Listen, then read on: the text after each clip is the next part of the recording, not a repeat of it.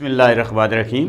Dear students, इस lecture के अंदर हम आईआर स्पेक्ट्रोस्कोपी डिस्कस करने जा रहे हैं। आप जानते हैं बच्चों, जो आईआर स्पेक्ट्रोस्कोपी है ये आपके पास बेसिकली एक इंस्ट्रूमेंटेशन टेक्निक है। इसमें जो इंस्ट्रूमेंट यूज़ होता है उसे आईआर स्पेक्ट्रोफोटोमीटर कहते हैं। बेसिकली ये टेक्निक किस पर्पज़ के लिए यूज़ होती है? कोई अननोन कंपाउंड अगर आ जाए तो उस अननोन कंपाउंड के अंदर कौन कौन से बॉन्ड मौजूद हैं, यानी carbon carbon, carbon hydrogen, carbon nitrogen, किस तरह के बॉन्ड मौजूद हैं, उन बॉन्ड की इंफॉर्मेशन ये हमें टेक्निक बताती है। दूसरा, उस कंपाउंड में कौन सा फंक्शनल ग्रुप मौजूद है उसकी इंफॉर्मेशन देती है। तो ये बेसिकली तो टेक्निक जो है किसी भी ऑर्गेनिक कंपाउंड के अंदर कौन कौन से बॉन्ड मौजूद हैं और फिर इसी तरीके से हमारे पास जो है कौन सा इसमें फंक्शनल ग्रुप मौजूद है इसके बारे में है। मैं वन बाय वन अभी इसको बच्चों डिस्कस करता हूं, लेकिन थोड़ा सा ये आपको पता होना चाहिए।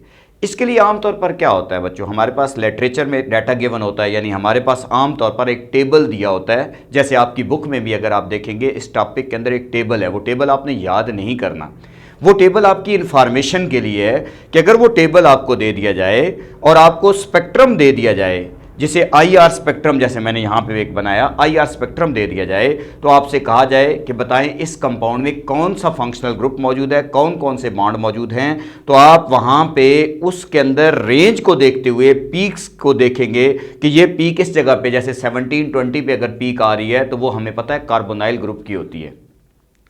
अगर हमारे पास 3000 पे पीक आ रही है, ये वेव नंबर की वैल्यू मैं बता रहा हूँ, तो बच्चों हमारे पास 3000 की रेंज में कार्बन हाइड्रोजन की पीक आती है। उस टेबल के अंदर आप देखें तो हर बॉन्ड की वैल्यूज़ लिखी हुई हैं, वहाँ से पता चलता है कि कौन से बॉन्ड की किस जगह पे पीक आती है। ये बच्चों को आमतौर पर मुश्किल होता है ना कि हमें सर पता कैसे चलेगा कौन सी पीक किस जगह पे आएगी। तो उस टेबल को अगर आप सामने रख लें और स्पेक्ट्रम को सामने रख लें तो फिर उस टेबल को देखते हुए आप बता सकते हैं कि ये पीक किस बॉन्ड की है, ये पीक किस फंक्शनल ग्रुप की है, तो आप इससे बता सकते हैं। तो बच्चों हम अपने लेक्चर को स्टार्ट करते हैं। बड़ी आसान वर्डिंग में मैंने इसको ज़रा लिख दिया आपके सामने। जैसे मैं अगर आपसे कहूँ आईआर स्पेक्ट्रोस्कोपी की डेफिनेशन क्या है, तो आपको पता है ये हमारे पास एक ऐसी स्पेक्ट्रोस्कोपी की ब्रांच है जिसके अंदर हम इलेक्ट्रोमैग्नेटिक रेडिएशन के ज़रिए मैटर को स्टडी करते हैं in the region of IR समझ लें आईआर रीजन के अंदर। तो इसलिए मैंने इसको वर्डिंग में ज़रा आसान कर दिया कि spectroscopy which deal with the study of electromagnetic radiation with matter in IR region is called IR spectroscopy. ऐसी टाइप ऑफ स्पेक्ट्रोस्कोपी जिसके अंदर हम किसी भी मैटर को स्टडी करें with the help of electromagnetic radiation. लेकिन आपको पता है इलेक्ट्रोमैग्नेटिक रेडिएशन के तो बहुत सारे रीजन हैं, जैसे visible, infrared, microwave, radio wave, बहुत सारे रीजन हैं। लेकिन आईआर रीजन के अंदर अगर हम उसको स्टडी करते हैं तो उस टेक्निक को हम आईआर स्पेक्ट्रोस्कोपी कहेंगे। तो ये एक पॉइंट तो आप अपने नोट्स में ऐड कर सकते हैं कि आईआर स्पेक्ट्रोस्कोपी की डेफिनेशन क्या है। अब बच्चों इसकी वेव लेंथ रेंज क्या होती है या वेव नंबर रेंज क्या होती है, यानी इसका जो रीजन है वेव लेंथ की फॉर्म में और वेव नंबर की फॉर्म में वो किस पोर्शन में आता है। तो आईआर रेडिएशन है, वेव लेंथ रेंज जो है बच्चों, इसकी जो वेव लेंथ रेंज है वो हमारे पास 2.5 माइक्रोमीटर से लेकर 16 माइक्रोमीटर तक होती है। ठीक है, अगर मैं आपसे कहूं कि आईआर स्पेक्ट्रोस्कोपी के अंदर वेव लेंथ रेंज बताएं तो आपको याद होनी चाहिए 2.5 टू 16 माइक्रोमीटर। लेकिन अगर मैं आपसे कहूं बच्चों वेव लेंथ की बजाय आप मुझे वेव नंबर की फॉर्म में बताएं। वेव नंबर आपको पता है कि हमारे पास 4 ही पैरामीटर हैं। प्रीवियस लेक्चर में बताया था कि किसी भी चीज़ की स्टडी के लिए 4 पैरामीटर्स होते हैं, या तो वेव लेंथ यूज़ होती है, या फ्रीक्वेंसी यूज़ होती है, या वेव नंबर यूज़ होता है, या एनर्जी की यूज़ होती है। तो हम यहाँ पे मोस्टली वेव नंबर यूज़ करते हैं बच्चों। तो वेव लेंथ की रेंज अगर पूछे आईआर स्पेक्ट्रोस्कोपी के लिए, इंफ्रारेड स्पेक्ट्रोस्कोपी की वेव लेंथ रेंज क्या है 2.5 टू 16 माइक्रोमीटर, जबकि वेव नंबर रेंज क्या है 4000 पर सेंटीमीटर से लेकर 625 पर सेंटीमीटर। ये पर सेंटीमीटर जो है वो वेव नंबर की यूनिट होती है बच्चों। अब हमारे पास बच्चों इसमें नेक्स्ट इसका एक और नाम इंफ्रारेड स्पेक्ट्रोस्कोपी को वाइब्रेशनल स्पेक्ट्रोस्कोपी भी कहा जाता है। इसको वाइब्रेशनल स्पेक्ट्रोस्कोपी क्यों कहते हैं? आपको पता है कि बच्चों जब ये आईआर रेडिएशन, क्योंकि ये लो एनर्जी रेडिएशन है, किसी भी मॉलिक्यूल के ऊपर, ऑर्गेनिक कंपाउंड के ऊपर जब पढ़ती हैं तो उसमें मुख्तलिफ बॉन्ड होते हैं, तो उन बॉन्ड के अंदर वाइब्रेशन शुरू हो जाती है। जब उनके बॉन्ड में वाइब्रेशन होती है, इस वजह से इसको वाइब्रेशनल स्पेक्ट्रोस्कोपी भी बोला जाता है। तो हम कह सकते हैं IR radiation cause vibration motion with in a molecule, hence it is also called vibrational spectroscopy. क्योंकि जो IR रेडिएशन होती हैं किसी भी मॉलिक्यूल के अंदर वाइब्रेशन का बायस बनती हैं, यानी उस मॉलिक्यूल के अंदर जो बॉन्ड है वो वाइब्रेट करना शुरू कर देते हैं, इस वजह से इसका नाम वाइब्रेशनल स्पेक्ट्रोस्कोपी भी है। तो अगर आपसे कहा जाए व्हाट इज IR स्पेक्ट्रोस्कोपी, तो बच्चों ये 3 पॉइंट आप एग्जाम के पॉइंट ऑफ व्यू से याद कर सकते हैं। अब इसका बेसिक प्रिंसिपल क्या है, मैं ज़रा आसान वर्डिंग में पहले समझा दूं। हमें पता है कि बच्चों बेसिक प्रिंसिपल ये है कि हमारे पास एक जो मॉलिक्यूल होता है उसके अंदर बहुत सारे एटम होते हैं, ठीक है, एक मॉलिक्यूल है उसमें एटम होते हैं, और आम तौर पर वो जो मॉलिक्यूल के अंदर एटम होते हैं वो वाइब्रेट और रोटेट कर रहे होते हैं, एक ख़ास एनर्जी पे वो वाइब्रेट और रोटेट तो कर रहे होते हैं। लेकिन जैसे ही उनके ऊपर IR radiation, low energy radiation पड़ती हैं, तो उनकी जो वाइब्रेशन है उसके अंदर चेंज आना शुरू हो जाता है, ठीक है, जो बेसिकली IR एक्टिव सब्सटेंसेस होती हैं, जैसे हम कहते हैं आमतौर पर पोलर मॉलिक्यूल IR एक्टिव होते हैं, इंफ्रारेड एक्टिव होते हैं। जैसे ही उनके ऊपर रेडिएशन पड़ती हैं तो उनकी जो वाइब्रेशन है उसमें चेंज आता है। उनकी वाइब्रेशन में चेंज आने से क्या होता है कि जो बेसिकली एटम है अपनी मीन पोजीशन से चेंज होकर दूसरी जगह पे जब वाइब्रेट करके मूव करता है, वाइब्रेशन होती है, तो बेसिकली उनके दरमियान डिस्टेंस चेंज होने की वजह से उनके अंदर डायपोल मूवमेंट जो है वो चेंज हो जाती है, यानी उनकी पोलैरिटी चेंज हो जाती है। जब उनकी पोलैरिटी चेंज हो जाती है तो बेसिकली उस वक्त पोलैरिटी चेंज होते वक्त जो IR रेडिएशन वो एब्जॉर्ब करता है उस बेस पे उसकी पीक्स बनती हैं।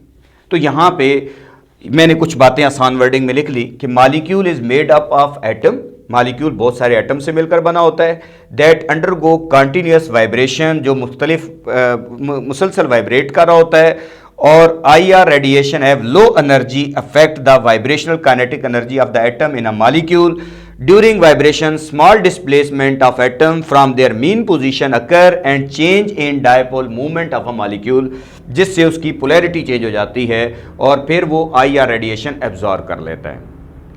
अब डिफरेंट मॉलिक्यूल बच्चों डिफरेंट रेडिएशन एब्जॉर्ब करते हैं, ठीक है, क्योंकि डिफरेंट मॉलिक्यूल के अंदर नेचर बॉन्ड भी डिफरेंट होते हैं और उनमें फंक्शनल ग्रुप भी डिफरेंट होता है, इसलिए वो डिफरेंट रेडिएशन जो है वो एब्जॉर्ब कर रहे होते हैं।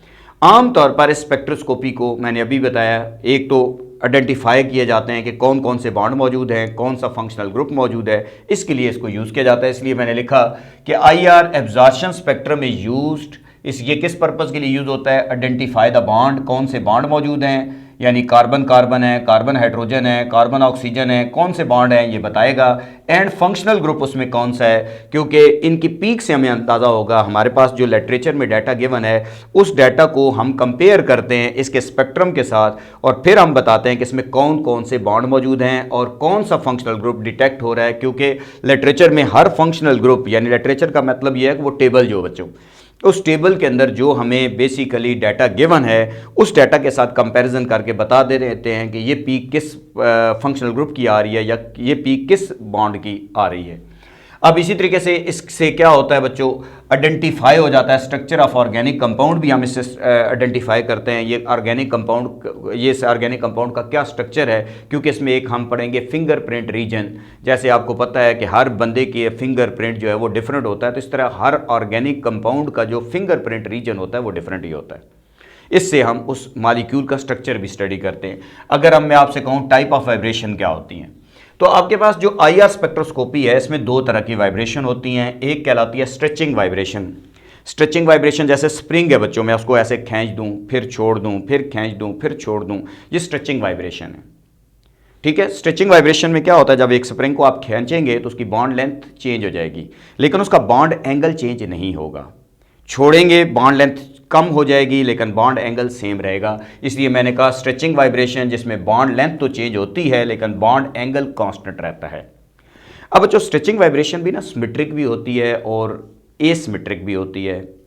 अब जैसे एक मालिक्यूल है उसमें दो बॉन्ड हैं, जैसे लाइक वाटर है उसमें दो बॉन्ड हैं, तो अगर एक बॉन्ड जो है कार्बन ऑक्सीजन बॉन्ड ऐसे ओपन हो रहा है, ऐसे एक ऊपर ओपन हो रहा है, दूसरा भी इधर ही ओपन हो रहा है, दोनों एट ए टाइम ऐसे जा रहे हैं, तो इसे कहते हैं सिमेट्रिक, आपके पास सिमेट्रिक स्ट्रेचिंग वाइब्रेशन होगी।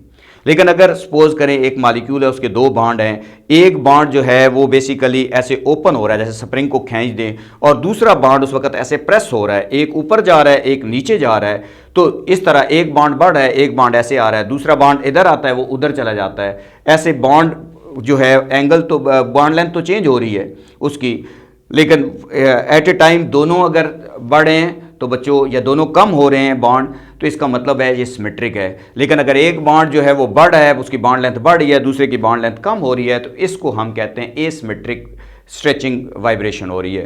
तो इस तरीके से हमारे पास इसमें मुख्तलिफ वाइब्रेशंस होती हैं।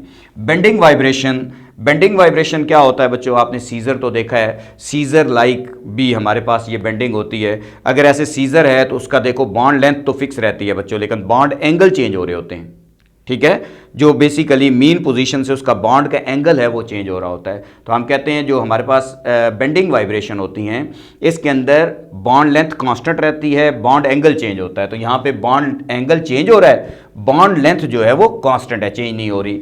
अब ये बच्चों जो हमारे पास बेंडिंग वाइब्रेशन है, ये हो सकती है कि सीज़र लाइक हो, सीजरिंग हो। सीजरिंग का मतलब यह है कि सीज़र आपने देखी है ऐसे करके आ रही है, दूसरा भी ऐसे करके अंदर की तरफ आ रहा है, ये भी अंदर की तरफ आ रहा है, ठीक है, एक इधर आ रहा है एक इधर जा रहा है, ये आपके पास सीजरिंग है। लेकिन बच्चों रॉकिंग भी होती है। रॉकिंग में क्या है कि दोनों ही इधर जा रहे हैं, दोनों ही इधर आ रहे हैं, ऐसे रॉकिंग भी हो सकती है। फिर बच्चों ट्विस्टिंग भी हो सकती है। ट्विस्टिंग क्या है कि एक ये अपना इधर जा रहा है, ये अगर इधर जा रहा है ये इधर आ जाए, ये उधर जा रहा है, ऐसे करके ट्विस्टिंग होना शुरू हो जाए। और मुख्तलिफ हमारे पास इस तरह की जो है इसके अंदर जो आप समझ लें वाइब्रेशन जो होती हैं वो बेंडिंग वाइब्रेशन हो रही होती हैं। अगर मैं आपसे कहता हूँ बेंडिंग वाइब्रेशन में क्या होता है, तो आप कहते हैं बॉन्ड एंगल तो चेंज होता है लेकिन बॉन्ड लेंथ जो है वो चेंज नहीं होती। अब हमारे पास है टाइप ऑफ रीजन। रीजन दो तरह के होते हैं इसमें, एक को कहते हैं फिंगरप्रिंट रीजन और एक को कहते हैं फंक्शनल ग्रुप रीजन।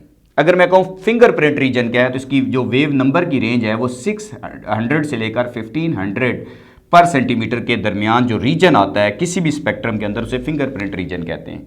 ये याद रखिए बच्चों, डिफरेंट कंपाउंड का फिंगरप्रिंट रीजन डिफरेंट होता है, क्योंकि डिफरेंट कंपाउंड हैं तो उनके अंदर डिफरेंट टाइप ऑफ बॉन्ड मौजूद हैं, तो इसलिए उनका जो फिंगरप्रिंट रीजन होगा वो डिफरेंट होगा। तो इसलिए different compound give different absorption peak in this region, यानी इस रीजन के अंदर जो फिंगरप्रिंट रीजन है इसके अंदर डिफरेंट कंपाउंड अगर होंगे तो उनका जो फिंगरप्रिंट एब्जॉर्प्शन की पीक्स होंगी वो डिफरेंट होंगी, ठीक है। दो डिफरेंट कंपाउंड हैं तो उनकी जो फिंगरप्रिंट रीजन है 600 से लेकर 1500 के दरमियान जो उनकी बेसिकली पीक्स होंगी वो डिफरेंट होंगी। अब हमारे पास इसी तरीके से अगर हम आते हैं कि इस वजह से जब उनके डिफरेंट कंपाउंड हैं फिंगरप्रिंट रीजन में उनकी पीक्स डिफरेंट है, इस बेस पे हम उस ऑर्गेनिक कंपाउंड का स्ट्रक्चर भी आइडेंटिफाई करते हैं। This region is used to identify structure of organic compound. यही वजह है कि फिंगरप्रिंट रीजन में डिफरेंट कंपाउंड की डिफरेंट पीक्स आती हैं एब्जॉर्प्शन, इसलिए हमारे पास क्या होता है कि हम इस बेस पे उस ऑर्गेनिक कंपाउंड का स्ट्रक्चर आइडेंटिफाई करते हैं। अब हमारे पास एक है फंक्शनल ग्रुप रीजन। बच्चों फंक्शनल ग्रुप रीजन में आमतौर पर फंक्शनल ग्रुप डिटेक्ट होते हैं, लेकिन अगर डिफरेंट फंक्शनल ग्रुप हैं तो डिफरेंट पीक्स आएंगी, डिफरेंट एब्जॉर्प्शन वैल्यू होगी। हर एक फंक्शनल ग्रुप की एब्जॉर्प्शन की जो वैल्यू होगी वो डिफरेंट है। जैसे कार्बोनाइल फंक्शनल ग्रुप जब भी डिटेक्ट होता है तो बच्चों वो 1720 पर सेंटीमीटर यानी वेव नंबर पे डिटेक्ट होता है, इस पे 1720 पे। हर फंक्शनल ग्रुप की एक अलग जो है हमारे पास एब्जॉर्प्शन जो IR रेडिएशन एब्जॉर्प्शन की वैल्यू वो डिफरेंट होती है। लेकिन अगर दो डिफरेंट कंपाउंड हैं उनके अंदर फंक्शनल ग्रुप सेम है, बच्चों दो डिफरेंट कंपाउंड हैं उनमें फंक्शनल ग्रुप सेम है, तो उनका जो फंक्शनल ग्रुप रीजन होगा वो सेम आएगा, ये याद रखिएगा। दो डिफरेंट कंपाउंड हैं उनमें फंक्शनल ग्रुप सेम है तो फंक्शनल ग्रुप रीजन उनका सेम आएगा। लेकिन अगर दो डिफरेंट कंपाउंड हैं बच्चों उनका फिंगरप्रिंट रीजन जो है वो डिफरेंट होगा। लेकिन अगर दो डिफरेंट कंपाउंड हैं उनका फंक्शनल ग्रुप सेम है तो उनका जो फंक्शनल ग्रुप रीजन है वो सेम आता है। अब हमारे पास बच्चों different functional group show different absorption in this region और different compound having same functional group show same absorption region, ये भी याद रखना है। अब हमारे पास बुक में प्रोपानोन का एक स्ट्रक्चर दिया हुआ है। अब बच्चों इसका डाटा मुझे अलग से साइड पे दिया हो, यानी वो टेबल दिया हो और ये स्पेक्ट्रम दिया हो, तो मैं उस मॉलिक्यूल के स्ट्रक्चर को आसानी से बता सकता हूँ कि ये कौन सा है। अब यहाँ पे देखो वाई एक्सिस, जिसको आप ऑर्डिनेट भी कहते हो, इस पर परसेंटेज ट्रांसमिटेंस पुट की है। परसेंटेज ट्रांसमिटेंस पुट की है बच्चों। जितनी ज़्यादा परसेंटेज ट्रांसमिटेंस होगी इतनी कम एब्जॉर्शन होगी, ये भी याद रखें। परसेंटेज ट्रांसमिटेंस जितनी ज़्यादा होगी एब्जॉर्शन इतनी कम होगी। अब ये जो पीक हैं ये हमेशा डाउनवर्ड ही बनाई जाती हैं बच्चों, ये याद रखें। जब भी स्पेक्ट्रा ड्रा किया जाता है स्पेक्ट्रम मोस्टली डाउनवर्ड ही बनते हैं और इनकी जो रेंजेस होती हैं वो भी राइट से लेफ्ट की तरफ लिखी जाती हैं। आप बेशक जितने भी स्पेक्ट्रम नोट करेंगे उनके अंदर यही क्राइटेरिया फॉलो होता है। अब जो वाई एक्सिस है, इसके एक्स एक्सिस है उस पर तो परसेंटेज ट्रांसमिटेंस है और वाई एक्सिस पे मैंने वेव नंबर पुट किया हुआ है। ठीक है, वेव नंबर जिसकी यूनिट है पर सेंटीमीटर। यहाँ मैंने लिख दिया 800 है, ये 1200 है, 1600 है और यहाँ 1720 है और यहाँ 3000 तक मैं चला गया हूँ, क्योंकि मेरे पास इसकी जो वेव नंबर की रेंज है वो है, आपको पता है 4000 से लेकर 625 के दरमियान IR रीजन एग्जिस्ट करता है। तो इसका ये स्पेक्ट्रम मैंने बना दिया। अब देखो मेरे पास जो बच्चों यहाँ पे 800 से लेकर 1500 तक की जो पीक्स हैं, यहाँ आप देखोगे नंबर ऑफ पीक्स बहुत ज़्यादा आ रही हैं। ये बहुत ज़्यादा नंबर ऑफ पीक्स जो है वो डिफरेंट फंक्शनल ग्रुप, यानी उसमें नंबर डिफरेंट बहुत ज़्यादा जो पीक हैं वो बेसिकली इसके अंदर जो फिंगरप्रिंट रीजन है उसकी वजह से हैं, यानी इसके अंदर डिफरेंट टाइप ऑफ बॉन्ड मौजूद हैं। ये हमारे पास अगर डाटा मौजूद हो तो हम बता सकते हैं कि ये पीक किसकी है और ये पीक किसकी है, लेकिन ये हर कंपाउंड का डिफरेंट होगा। ये फिंगरप्रिंट रीजन में एक तो नंबर ऑफ पीक्स बहुत ज़्यादा होंगी, दूसरा फिंगरप्रिंट रीजन हर कंपाउंड टू कंपाउंड वेरी करेगा। और बच्चों ये भी याद रखें कि फिंगरप्रिंट रीजन को आम तौर पर, क्योंकि हमें तो इस लेवल पे FSC लेवल पे तो बहुत बेसिक पढ़ाई जा रही होती है, इसको आइडेंटिफाई करना बहुत मुश्किल होता है, ये काफ़ी टफ काम होता है फिंगरप्रिंट रीजन वाला। अब हम आते हैं 1500 से आगे जो पोर्शन है वो फंक्शनल ग्रुप का है। हमें पता है कि जो हमारे पास फंक्शनल ग्रुप रीजन है वो 1500 टू 4000 पर सेंटीमीटर के दरमियान की रेंज होती है। तो अगर मैं आपसे कहता हूँ ये एक पीक 1720 पे आ रही है तो ये किसकी है, तो आप अपने उस लिटरेचर को देखोगे, उस टेबल को देखोगे तो 1720 वहाँ पे 700 से 17,000 से लेकर 18,000 के दरमियान जो फंक्शनल ग्रुप डिटेक्ट हो रहा होता है वो आमतौर पर कार्बोनाइल होता है। तो इसलिए हमें पता चला ये तो कार्बोनाइल ग्रुप है। और फिर ये एक स्ट्रांग पीक है। अगर मैं आपसे कहता हूँ इसमें स्ट्रांग पीक, इसको क्यों बोल रहे हैं, आप कहते हैं देखो इसमें जो परसेंटेज ट्रांसमिटेंस है वो कम है। देखो परसेंटेज ट्रांसमिटेंस, ये परसेंटेज है 10%, 20%, 30%, 40 ऐसे करके परसेंटेज है। इसकी आप परसेंटेज ट्रांसमिटेंस देखो तो बहुत कम आ रही है, लेकिन अगर परसेंटेज ट्रांसमिटेंस कम आ रही है तो एब्जॉर्प्शन क्या होगी, लाजमी बात है परसेंटेज ट्रांसमिटेंस कम आ रही है तो एब्जॉर्प्शन बहुत ज़्यादा है। तो एब्जॉर्प्शन बहुत ज़्यादा होने का जैसे ये स्ट्रांग पीक है। अब इसकी परसेंटेज ट्रांसमिटेंस उसकी निस्बत देखें, परसेंटेज ट्रांसमिटेंस उसकी निस्बत ज़्यादा है, ये 0 से इधर तक ऊपर तक चली गई, परसेंटेज ट्रांसमिटेंस ज़्यादा है तो एब्जॉर्प्शन क्या होगी, एब्जॉर्प्शन जो है वो कम होगी, तो इसलिए इसको वीक पीक कंसिडर किया जाता है। तो ये याद रखो बच्चों, अगर मैं आपसे कहूँ कि ये स्ट्रांग पीक है और ये वीक पीक है, क्या इसका तल्लक जो है वो नंबर ऑफ बॉन्ड से होता है? नहीं बच्चों, ये नेचर ऑफ बॉन्ड से होता है। हर बॉन्ड की एक अपनी एब्जॉर्प्शन की वैल्यू होती है। जैसे अगर हम प्रोपानोन एसीटोन का ये स्ट्रक्चर है, उसका ये हमारे पास स्पेक्ट्रम है, ये एज इट इज़ हमें तैयार करना है या हमें पेपर में दिया जाए, हमें साथ टेबल दे दिया जाए तो हमें पता चल जाना चाहिए इसमें कौन सा फंक्शनल ग्रुप है, कौन से बॉन्ड मौजूद हैं, वो हम बता सकें। तो ये प्रोपानोन का स्ट्रक्चर जब मैंने बनाया तो बच्चों कार्बोनाइल ग्रुप एक है, लेकिन देखो पीक जो है वो स्ट्रांग है। कार्बन नाइट्रोजन बॉन्ड बहुत ज़्यादा हैं, देखो 3 इधर भी कार्बन नाइट्रोजन बॉन्ड बन रहे हैं, इधर भी कार्बन नाइट्रोजन, लेकिन इसके बावजूद परसेंटेज ट्रांसमिटेंस तो ज़्यादा नज़र आ रही है, लेकिन एब्जॉर्प्शन की वैल्यू कम आ रही है। जब एब्जॉर्प्शन की वैल्यू कम आ रही है तो इसको वीक पीक कंसिडर करूंगा। तो देखो नंबर ऑफ बॉन्ड बढ़ने से इसकी एब्जॉर्प्शन नहीं बढ़ी, नंबर ऑफ बॉन्ड बढ़ने से ये मैंने कहा, इसीलिए कहा कि ये जो पीक जो है स्ट्रांग या वीक पीक है, इसका तल्लक जो है वो नंबर ऑफ बॉन्ड से नहीं है, इसका तल्लक नेचर ऑफ बॉन्ड से है कि यानी जब भी कार्बन हाइड्रोजन बॉन्ड होगा तो इसकी जो बेसिकली एब्जॉर्प्शन पीक होगी वो आपके पास जो होगी वो आप समझ लें कि स्मॉल होगी, यानी वीक पीक होगी, स्ट्रांग पीक नहीं होगी। तो इस तरीके से उस टेबल में आप देखते हो किसी के सामने लिखा होता है एम का मतलब क्या होता है मीडियम, एस स्मॉल है और स्ट्रांग पीक है, और इसी तरीके से बच्चों वीक पीक भी हमारे पास एग्जिस्ट करती हैं। तो ये हमारे पास स्ट्रॉन्ग पीक है और ये आप कंसिडर कर लो कि आपके पास मीडियम या वीक पीक आती है। तो इस तरीके से हमें ये पता चला कि आईआर स्पेक्ट्रोस्कोपी जो है वो बेसिकली किसी भी अननोन कंपाउंड के अंदर कौन से फंक्शनल ग्रुप मौजूद हैं उसके बारे में बताती है, और उस फंक्शनल ग्रुप में कौन कौन से बॉन्ड मौजूद हैं उसके बारे में ये हमें बताती है। तो ये हमारे पास बच्चों आईआर स्पेक्ट्रोस्कोपी के बारे में है। अब अगर आप इसको बुक से रीड करोगे तो इंशाल्लाह आपको पहले से बहुत अच्छा समझ आएगा। Thank you very much.